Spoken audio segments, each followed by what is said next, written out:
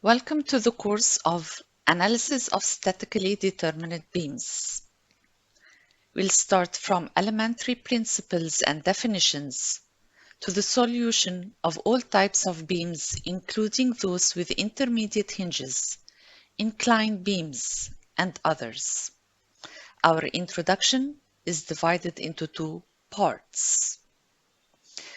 Part 1. We will discuss different types of loads acting on the beam. We will discuss supports and the corresponding reactions. Loads. We can divide our loads into two main categories, concentrated loads and distributed load. Starting with the first category, concentrated loads. We have concentrated load of value P acting on a horizontal beam. The units of the load P is tons, or any other units you are convenient with. A beam inclined here with a concentrated load on the inclined beam. The beam makes an angle theta with the horizontal. P can be analyzed into two components, one perpendicular to the beam, P cosine theta, and another in the direction of the beam, P sine theta. To determine this theta, we state that if we have two lines L1 and L2, line 1 and line 2, making angle theta between them, then the perpendicular to line 1 and the perpendicular to line 2 make the same angle theta. So we have theta between the inclined beam and the horizontal. Perpendicular to inclined beam is this component. Perpendicular to the horizontal is the vertical P, and therefore this angle is theta. To analyze the force, we have the cosine component adjacent to angle theta. Concentrated moments on a beam. The second category is the distributed load. Distributed load on a horizontal beam. The intensity of the load is W tons per meter run, which means that for each 1 meter of the beam, there exists a load of W, making a resultant of WL acting in the middle of the length on which the load is distributed. WL is really the area of this rectangle. The rectangle having length L and breadth W. Rectangular load with intensity W tons per meter run. The resultant is the area of the triangle whose base is L and height is W. The resultant is WL over 2, acting in the center of the triangle and dividing the beam into 2/3 L and 1/3 L. Another case is the distributed load with W1 intensity at the left end and W2 intensity at the right end.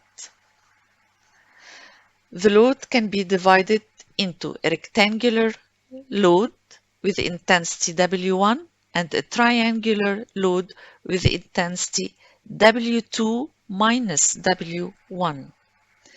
The resultant of the rectangular load is W1L acting in the middle of the beam, while the resultant of the triangular load is W2 minus W1, the intensity, multiplied by the base L over 2 and acting in the center of the triangle, dividing the base into 2/3 L and 1/3 L. Finally, distributed loads on inclined beams. We have three cases. The first, vertical load distributed on the length L of the beam.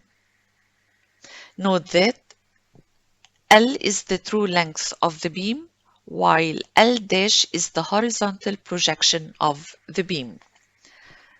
Also note that the direction of hatching indicates the true direction of the applied load, and always the resultant of the load is in the direction of its application.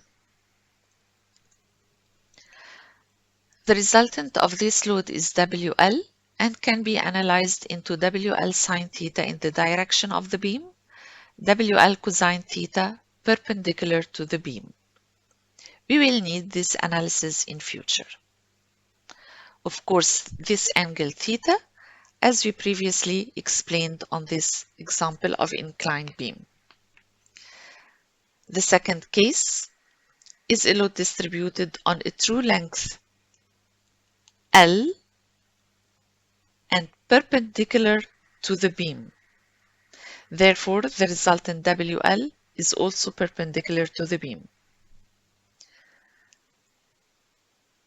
The third case is a load vertical in direction and distributed on the horizontal projection L'.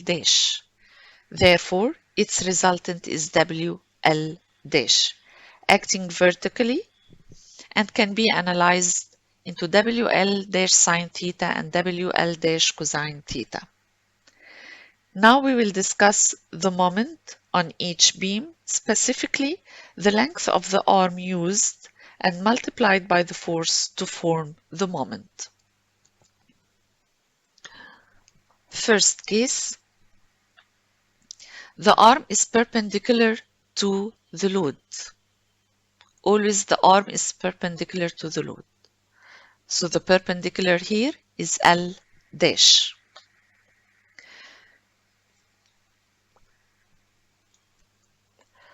The moment is therefore the resultant of the load multiplied by the arm L' divided by a factor which we will discuss in future. The second case, the perpendicular arm to the load is L, and therefore moment is the resultant multiplied by the perpendicular L. Our third case, the perpendicular to the load is L', and therefore the moment is the resultant WL' multiplied by the arm L'.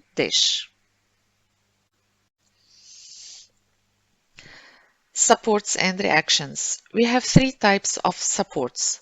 First, the fixed support A, which means that the beam at A is prevented to move horizontally, vertically, and prevented also to rotate. And therefore, it carries three reactions: XA, YA, and MA.